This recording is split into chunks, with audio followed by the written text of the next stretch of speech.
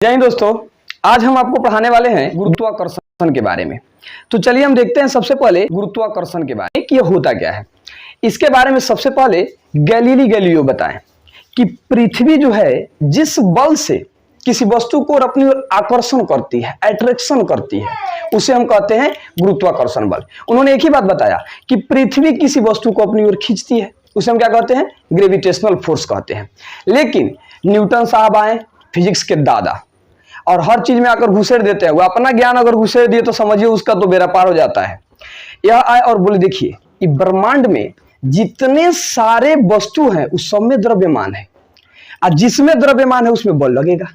और गुरुत्वाकर्षण बल सबसे समझिए ये आकर्षण फोर्स है, एक दूसरे को सिर्फ खींचता है, अट्रैक्ट करता है। जैसे कोनो बढ़िया लड़की के देखकर लड़को बड़ा जल्दी अट्रैक्ट हो जाता है, वो दोनों में द्रव्यमान है, वो तो अट्रैक्ट होबे करेगा।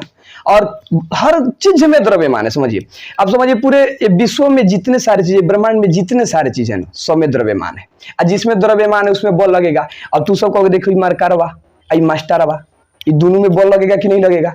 श्योर है लगेगा गुरुत्वाकर्षण बल। तो तू कहेगा कि रे मारकारवा ये मास्टरवा, तो ये दोनों खींच के सटल काहे नहीं है? सटा काहे नहीं दे रहा? आकर्षण का मतलब खींच कर सटा देना। तो देखिए जो छोटे वस्तु होते हैं ना उसमें द्रव्यमान कम होते हैं, और जिसमें द्रव्यमान कम होगा तो समझिए उसका अट्रैक्शन नहीं दिखेगा आपको। जहां मतलब एक कम वस्तु है, मतलब छोटा वस्तु है, इसमें द्रव्यमान कितना होगा? हम भी छोटे, हमें द्रव्यमान कितना होगा? कम होगा। यह चीजें हम लोग मतलब समझिए बड़े बड़े वस्तुओं में जिसका द्रव्यमान जितना अधिक होगा उसमें गुरुत्वाकर्षण बल उतना ही लगेगा। तो देखिए अगर हम पृथ्वी की बात करें और या सूर्य की बात करें तो देखिए सूर्य और पृथ्वी ये बड़े बड़े वस्तु है, इनका द्रव्यमान भी बड़ा बड़ा होगा, बहुत अधिक होगा। अब देखिए होता क्या है, सूर्य जो है पृथ्वी से बहुत बड़ा है, सूर्य का द्रव्यमान अधिक है, इसी कारण इन दोनों के बीच में अट्रैक्शन फोर्स लग रहा है। यह अट्रैक्शन फोर्स लगने के कारण ही पृथ्वी सूर्य के गोल गोल घूमती है। सूर्य घुमाता चल घूमत रहो, इतनी उसे छोट है, और द्रव्यमान के कारण ही यह पृथ्वी जो होती है सूर्य का चक्कर लगाती है। तो जो देखिएगा गुरुत्वाकर्षण जो बल है सबसे कमजोर बल है। अब देखिए होता क्या है, एक रेंज होता है और एक पावर होता है। तो रेंज का मतलब होता है एरिया, यानी कितना दूर तक वो लगेगा। तो गुरुत्वाकर्षण बल का रेंज जो है ना बहुत कम है। सॉरी, ये जो गुरुत्वाकर्षण बल है ना इसका रेंज जो है बहुत अधिक है, और इसका शक्ति जो है बहुत कम है। नहीं तो देखिए तो पृथ्वी और सूर्य के बीच लग रहा है, अब कहीं इसका रेंज अगर जिस तरह अधिक है, अगर उस तरह इसका पावर अगर अधिक होता तो क्या करता? कोने की खींच के दो सटा देता है एक दूसरे में। तो ये सट का है दूसरे में, हमारे वाली दूसरे में का सटल है रे, कंफ्यूजन रहेगा। तो देखिए भगवानों बड़ा तेज ना है, इसमें रेंज दिया अधिक तो पावर कर दिया कम। तो सबसे कमजोर बल आपके गुरुत्वाकर्षण बल होते हैं। सिंपल परिभाषा इसकी है, दो वस्तुओं के बीच उनके द्रव्यमान के कारण लगने वाले बल को गुरुत्वाकर्षण बल कहते हैं। दो वस्तुओं के बीच उनके द्रव्यमान के कारण लगने वाले बल को गुरुत्वाकर्षण बल कहते हैं। गुरुत्वाकर्षण बल सबसे कमजोर बल है, यह पूरे ब्रह्मांड में मान्य है। जो न्यूटन साहब बताए थे कि द्रव्यमान के कारण लगता है, इस पृथ्वी पर कोई भी ऐसी वस्तु नहीं है जिसमें द्रव्यमान नहीं है, और जिसमें द्रव्यमान है ये लगेगा। अगर किसी वस्तु को फेंक दे ऊपर गए, ऊपर का चल गए, नीचे का खींच के आ गए, तो द्रव्यमान उस वस्तु में है, द्रव्यमान पृथ्वी में भी है। अब थोड़ा देखिए तो जो वस्तु अगर हम फेंक दे ऊपर, एक कहानी इनसे प्रचलित है न्यूटन से, उससे वाला कि सेब के पेड़ के नीचे बैठे थे, सेब टूटल तो नीचे काहे एल, ऊपर काहे ना गेल, ओकरा नीचे ही काहे हो ले जो ना ऊपर, कैसे जाएगा ऊपर? देखिए होता क्या है कि पृथ्वी जो है वो भी गुरुत्वाकर्षण बल लगा रही है, और सूर्य जो है वो भी गुरुत्वाकर्षण बल लगा रहा है। लेकिन थोड़ा देखिए तो कौन किसके नजदीक है? जो पेड़ पौधे हैं सबसे अधिक पृथ्वी के नजदीक हैं, तो वो तो खींचवे करता है, चढ़ दही हो के खींच लेता है, ठीक है ना। तो गुरुत्वाकर्षण बल समझ जाइए सबसे कमजोर बल है, द्रव्यमान के कारण लगते हैं। और न्यूटन ने जो ये गुरुत्वाकर्षण बल के बारे में बताया ये पूरे ब्रह्मांड में क्या है? प्रचलित है। गुरुत्वाकर्षण बल के बारे में समझ गए, द्रव्यमान के कारण लगने वाला बल है, द्रव्यमान के कारण। तो द्रव्यमान के कारण जो बल लगेगा गुरुत्वाकर्षण बल, सबसे कमजोर बल, लिख लीजिए इसको भी, सबसे कमजोर बल। अच्छा आपके दिमाग में चल रहा है मास्टरवा कह दिया सबसे कमजोर बल ये गुरुत्वाकर्षण है, तो सबसे मजबूत बल कौन होगा? चलिए इसको भी जानते हैं। सबसे मजबूत बल होते हैं नाभिकीय बल। क्या होते हैं? बहुत बेजोर होता है, उधर एक दूसरे को रगड़ के खींच कर सटेले रहता है। अरे इतना जोर लगता है वो, अगर उतना ताकत इसमें होता ना तो एक बार चिपक जाता तो छोड़वे नहीं करता कोनो चीज को, ये मार के लेकर सट जाते हम भी, इसमें सटल है जा, इसे हटा दी तो हटेबे नहीं कर रहा है। तो भगवान बड़ा समझदार था, इसके पास रेंज अधिक दिया तो पावरवा छीनने का ससुर तोरे के सब दे देंगे तो तू तो ब्रह्मांड में पूरा एकदम भूकंप मचा देगा, सब किसी को एक दूसरे को सट्टा लेगा अपने में। तो देखिए नाभिकीय बल सबसे मजबूत बल होते हैं और सबसे कमजोर बल गुरुत्वाकर्षण बल, सबसे मजबूत बल नाभिकीय बल। और नाभिकीय बल का रेंज क्या है? सबसे कम है, बड़ा कम दूरी पर लगता है और बड़े ताकत के साथ लगता है। कौन? नाभिकीय बल। तो सबसे मजबूत बल नाभिकीय है, सबसे कमजोर बल गुरुत्वाकर्षण बल। समझ गए? गुरुत्वाकर्षण बल किसके कारण लगता है? द्रव्यमान के कारण। सबसे कमजोर बल पूरे ब्रह्मांड में लगता है। न्यूटन द्वारा बताया गया गुरुत्वाकर्षण बल जो है पूरे ब्रह्मांड में फेमस है। चलिए अब इसको देखते हैं आगे, थोड़ा समझिए। अब होगा क्या, कहीं कहीं बड़ा कंफ्यूजन होता है। कौन कहेगा गुरुत्व बल गुरुत्वाकर्षण बल, नामों अलग अलग है लेकिन एक ही होता है कार्य। गुरुत्वाकर्षण जो बल है सिर्फ एक आकर्षक बल है। कौन बल है? आकर्षण बल है। देखिएगा सिर्फ आकर्षण है, खाली अट्रैक्शन होगा, देखकर एक दूसरे को आकर्षित करेगा, बड़ा मन गच होगा, अरे बाप रे बाप खाली आकर्षण हम कर रहे हैं। तो समझिए गुरुत्वाकर्षण बल द्रव्यमान के कारण लगता है, सबसे कमजोर बल है। और यह क्या है? आकर्षण बल है, सिर्फ अट्रैक्शन फोर्स है। पूरे ब्रह्मांड में यह बल लगता है। अब होगा कि आपके दिमाग में चल रहा होगा कि पृथ्वी जो ना वस्तुओं से खींचती है उसको भी तो आकर्षण बल कहते हैं, उसको गुरुत्वाकर्षण बल कहेंगे नहीं ना। लेकिन इसमें कंफ्यूजन है, देखिएगा माने अलग अलग देखिए हो जाता है क्या। अब समझिए ना, सिंपल हम समझते हैं किसी वस्तु में द्रव्यमान है तो इसे ओजन से मानते हैं कि इसमें ओजन कितना है। किसी वस्तु के द्रव्यमान को उसका वजन कह सकते हैं, एकदम किसी वस्तु के द्रव्यमान को उसका वजन कहेंगे कि उस वस्तु में कितने वेट है, कितने वजन है। अब थोड़ा समझिएगा, गुरुत्वाकर्षण बल द्रव्यमान के कारण लगता है, पूरे ब्रह्मांड में प्रचलित है, सबसे कमजोर बल, और यह एक आकर्षण बल है। अब देखिए किसी में दो वस्तु के बीच तो आकर्षण लगबे करेगा, बल तो दुई वस्तु के बीच लगेगा, उस सट के लगे चाहे हट के लगे। बल भी तो दो प्रकार के होते हैं, एक स्पर्श करके लगाता है और एक अस्पर्श करके लगाता है। तो आपके गुरुत्वाकर्षण जो बल है वो भी क्या है? अस्पर्श बल है, क्योंकि बिना सट नहीं सटा देते, बिना छूले लगा देगा बल एक दूसरे को, क्योंकि ये भी क्या करेगा? खींचेगा। सिर्फ यह आकर्षण बल है। अब देखिए चीज और जानिए, एक होता है गुरुत्व बल, थोड़ा देखिएगा उसको। गुरुत्व बल, गुरुत्व बल, gravity force, gravity gravitational, gravitational और ग्रेविटी फोर्स। अब देखिए ये फोर्स क्या होता है।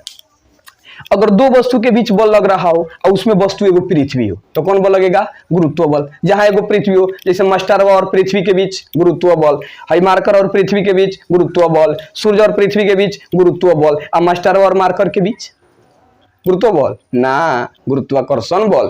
अगर पृथ्वी दुगो में एगो हो गए तो कौन बल लग रहा है? गुरुत्व बल कहता है। तो पृथ्वी द्वारा लगाए जाने वाले बल को गुरुत्व बल कहते हैं और द्रव्यमान के कारण लगने वाले बल को गुरुत्वाकर्षण बल कहते हैं।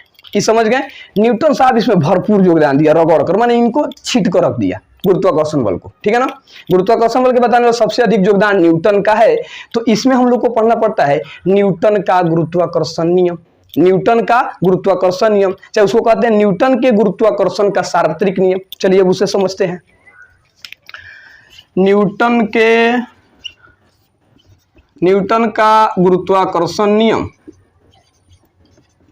गुरुत्वाकर्षण नियम, न्यूटन के गुरुत्वाकर्षण का सार्वत्रिक नियम भी कहते हैं, चाहे न्यूटन का गुरुत्वाकर्षण नियम भी इसको कहते हैं। ये देखिए क्या किए न्यूटन साहब, इतना इसको मतलब रगड़ कर बताए कि समझिए पूरा ब्रह्मांड में फेमस है इनका गुरुत्वाकर्षण बल। ये क्या कहे कि अगर हम दो गो वस्तु ले लेते हैं अलग अलग द्रव्यमान के, अलग अलग द्रव्यमान के, ठीक है ना। समझिए दो गो वस्तु हो गया, ये एगो वस्तु यहाँ हो गया, एगो वस्तु आपके यहाँ हो गया, ये दो वस्तु हो गए, ठीक है। द्रव्यमान मापने मास होता है तो एम से लेते हैं, ठीक है ना। चलिए ई मैडम जो है ना, ये मान लीजिए मान लेते हैं 60 किलो का है, थोड़ा समझिएगा। आई मैडम है 50 किलो का, ठीक है ना। तो मैडम थोड़ी एकदम मोटी तगड़ी होगी, आई थोड़ी क्या है? कम है। तो द्रव्यमान आपके क्या होना चाहिए? अलग अलग होना चाहिए। द्रव्यमान कैसे होना चाहिए? अलग अलग, डिफरेंट द्रव्यमान। तो न्यूटन साहब कहे कि अगर दो गो मैडम को ले लिया जाए जो अलग अलग वेट के हो, एकदम अलग अलग, एक जैसे होगी तब तो लड़ने लगेगी, हमरे डरे सो पहनी तो हमरे खानी है। तो इसलिए भगवान बड़ा समझदार है, अलग अलग उसको बनाया। अगर हम लोग देखिए होता क्या है कि अगर कोनो फंक्शन पार्टी में पहुंच गया सब लड़कियां चाहे होगी, देखिए हमारे ड्रेस ओकरा से मिलत है, घर में महाभारत ये किन के लायल है, हमरे खाई तब पहन के आर रखिए। तो भगवान बड़ा तेज है, वो सबको अलग अलग सामान किन कर दीजिएगा तभी खुश रहेगी सब।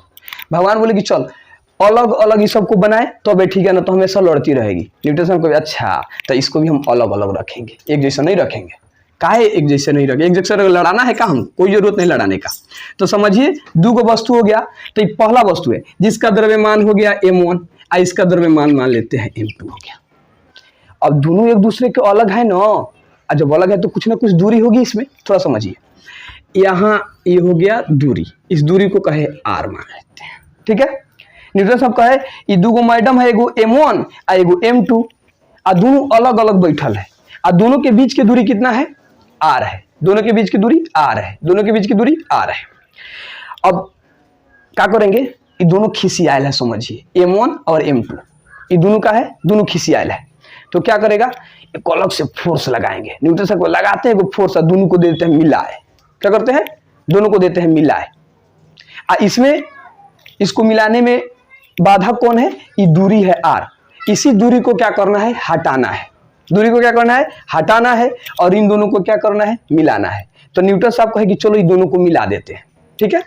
तो इसको मिलाने के लिए क्या किए, अलग से फोर्स लगाए, बॉल लगाएंगे तब ये दोनों जाकर मिलेगा। तो देखिए न्यूटन के आकर्षण नियम क्या है, न्यूटन का गुरुत्वाकर्षण नियम क्या है। इन्होंने कहे कि अगर हम कोई दो वस्तु अलग अलग द्रव्यमान के लिए, और अगर इसके बीच की दूरी क्या है, r है, कुछ भी इसका बीच की दूरी r हो गई, ये दो वस्तु हो गया, दोनों का द्रव्यमान अलग अलग है। न्यूटन साहब का है कि दो वस्तुओं के बीच लगने वाला बल, इन दोनों को मिला रहे हैं, दो वस्तुओं के बीच लगने वाला बल उनके द्रव्यमान के गुणनफल के समानुपाती और उनके बीच के दूरी के वर्ग के व्युत्क्रमानुपाती। इस कंडीशन को समझिए, यानी दो वस्तुओं के बीच लगने वाला बल उनके द्रव्यमान के समानुपाती तथा, चलिए देखिए, दो वस्तुओं के बीच लगने वाला बल उनके द्रव्यमान के गुणनफल के समानुपाती तथा उनके बीच के दूरी के वर्ग के व्युत्क्रमानुपाती होते हैं। इसे ही न्यूटन के गुरुत्वाकर्षण का सार्वत्रिक नियम कहते हैं। देखिए क्या कहें, दो वस्तुओं के बीच लगने वाला बल, ये जो दो वस्तु है इनका द्रव्यमान अलग अलग होना चाहिए। तो दो वस्तुओं के बीच जब द्रव्यमान अलग अलग है और दोनों को मिलाने के लिए फोर्स लगाएंगे, तो लगने वाला बल इन दोनों द्रव्यमान के गुणनफल के समानुपाती और उनके बीच की दूरी के वर्ग के व्युत्क्रमानुपाती। अब आइए इसका गणितीय रूप देखते हैं। क्या कहे न्यूटन साहब कि जो बल लगेगा ये क्या होगा, इन दोनों वस्तुओं के गुणनफल के समानुपाती। तो इस समानुपाती का चिन्ह हो गया m1 और m2, यह क्या हो गए, दो वस्तु हो गए। तो दो वस्तुओं के बीच लगने वाला बल उन दोनों वस्तुओं के द्रव्यमान के गुणनफल के समानुपाती, ये कंडीशन हो गया, समीकरण एक ले लीजिए तो इसे। और दूसरा कहे कि इनके दूरी के वर्ग के व्युत्क्रमानुपाती। तो दूरी देखिए, ये लीजिए व्युत्क्रमानुपाती 1/r², वर्ग का हो गया। इन दोनों कंडीशन से देखिए क्या निकलता है, आज जब समानुपाती होता है तो कोई ना कोई कांस्टेंट आएगा, कोई ना कोई कांस्टेंट आएगा। तो देखिए कांस्टेंट क्या आया यहाँ पे, F बराबर लेंगे कैपिटल G m1 m2/r², यही आपका फोर्स निकला। तो अगर दो वस्तु का द्रव्यमान अलग अलग हो, उनके बीच की दूरी दिया हो, जी का मान तो कांस्टेंट है, जी के बारे में बता रहे हैं, तो F निकालने के लिए ही फॉर्मूला लगाएंगे, F बराबर G m1 m2/r²। यहां से देखिए G क्या है, अब कैपिटल G को समझिए थोड़ा, इसे मिटा दें, इसका स्क्रीनशॉट लीजिए, इसे मिटाकर फिर आगे बताते हैं। चलिए अब इस G को देखते हैं कि G क्या होता है। इस G को गुरुत्वाकर्षण नियतांक कहते हैं। क्या कहते हैं, गुरुत्वाकर्षण नियतांक। इस जी को क्या कहते हैं, गुरुत्वाकर्षण नियतांक। देखिएगा इस जी का खोज सबसे पहले हेनरी कैवेंडिश ने किया था। हेनरी कैवेंडिश, इस जी का खोज करने वाले कौन थे, हेनरी कैवेंडिश। हेनरी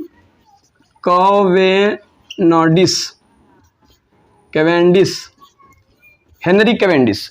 तो इस जी का खोज सबसे पहले हेनरी कैवेंडिश ने किए थे और इसका मान भी हेनरी कैवेंडिश ने ही बताया था। तो ये देखिए जी का मान कितना होता है, कैपिटल जी का मान 6.67 गुना 10 के पावर -11 न्यूटन मीटर स्क्वायर पर केजी स्क्वायर, किलोग्राम स्क्वायर। देखिएगा 6.67 गुने 10 के power -11 Newton metre square per kilogram square. अब तू सब कहेगा Newton metre square per kilogram square कहाँ से आया, तो देखिए कहाँ से आया, जी का SI यूनिट है न्यूटन पर मीटर स्क्वायर पर केजी स्क्वायर। अभी जी का मान कहां से निकलेगा, देखिए तो समीकरण इधर उधर भेजिए, यहां से जी का मान निकल जाएगा। चलिए यहां से जी का मान निकले, देखिए क्या होगा फॉर्मूला, इसके नीचे कुछ नहीं तो एक तिरछी गुना इधर से इधर, इधर से इधर, इधर से इधर, इधर से इधर, एक में इसे गुना कीजिए, G m1 m2 equal to F R square होगा। देखिए तो यहां से जी का मान निकाल लीजिए, जी निकालिएगा कैसे होगा, जी बराबर हो जाएगा आपके एफ आर स्क्वायर बटा m1 m2, m1 m2, जी का मान यहां से निकल गया, दो फॉर्मूला हो गया यहाँ पे, एक एफ का फॉर्मूला यहाँ हो गया, तो देखिए ए बराबर जी m1 m2 by are square, और जी का मान यहाँ से निकल गया G F R square by m1 m2। अब एफ क्या है, बॉल है, अब बॉल कैसे मात्रक, न्यूटन। आई आर क्या है, दूरी, दूरी को किसमें मापते हैं, मीटर में, दूरी को मीटर में, तो देखिए तो बॉल कैसे ही मात्रक न्यूटन लिख दें, और दूरी को मापेंगे मीटर में, तो दो गो दूरी है यानी मीटर गुने मीटर, है कि नहीं। अब बाटा ये m1 m2 का है, दो गो वस्तु है, और दो गो वस्तु है तो वस्तु का द्रव्यमान है, तो द्रव्यमान को किस में मापते हैं, केजी में, तो यहाँ दो गो है, तो देखिए तो केजी गुना केजी हुआ, जी का ऐसा ही मात्रक देखिए यहाँ से निकल गया, न्यूटन मीटर स्क्वायर हो जाएगा, एम से गुना मीटर स्क्वायर, आई बाटा में तो ऊपर जाकर हो जाता है पर में, यानी पर केजी स्क्वायर, केजी में केजी से, इसको दो तरह से लिख सकते हैं, न्यूटन मीटर स्क्वायर पर केजी स्क्वायर, इस तरह से लिख देते हैं, ठीक है ना। तो जी का ऐसे मात्रा क्या होता है, Newton metre square per kilogram square, ये पूछ देता है ऑब्जेक्टिव क्वेश्चन में कि जी क्या है, और दो गो जी है यहाँ पे, एक जी ना कहिएगा, एगो जी तो बड़का जी, एगो जी तो छोटका जी, एगो छोटको जी है, ठीक है ना, इसको हम बाद में देखेंगे, पहले यहाँ बड़ा जी को समझ जाएगा आप। इस बड़ा जी को गुरुत्वाकर्षण नियतांक कहते हैं, ऑब्जेक्टिव क्वेश्चन डालेगा गुरुत्वाकर्षण नियतांक का ऐसा मात्रक होता है, गुरुत्वाकर्षण नियतांक का ऐसा मात्रक होता है, तो आप कहिएगा newton metre square per kilogram square, newton metre square per kilogram square. इसका खोज करने वाले हेनरी कैवेंडिश और मान बताने वाले भी हेनरी कैवेंडिश है। आई थिंक आपको ये बेहतर तरीका से यहाँ गुरुत्वाकर्षण समझ में आया होगा। गुरुत्वाकर्षण बल समझ गए, गुरुत्व बल समझ गए, गुरुत्वाकर्षण न्यूटन के गुरुत्वाकर्षण का आप नियम समझ गए। अब हम अगले वीडियो में आपको बताएंगे कि छोटका जी और बड़का जी में क्या संबंध है, ठीक है ना, छोटका जी और बड़का जी। यहाँ बड़का जी देख लीजिए, बड़का जी समझ में आ गया, बड़का जी क्या है, न्यूटन का, इसको बोलते हैं गुरुत्वाकर्षण नियतांक बोलते हैं। गुरुत्वाकर्षण नियतांक कैसे मात्रक, न्यूटन मीटर स्क्वायर पर केजी स्क्वायर। कौन बताए थे, हेनरी कैवेंडिश। मान कौन बताए थे, हेनरी कैवेंडिश। मान कितना है, 6.67 गुना 10 के power -11 Newton metre square per kilogram square. याद हो गया। चलिए तब तक मिलते हैं फिर नेक्स्ट वीडियो में। जय हिंद, जय भारत।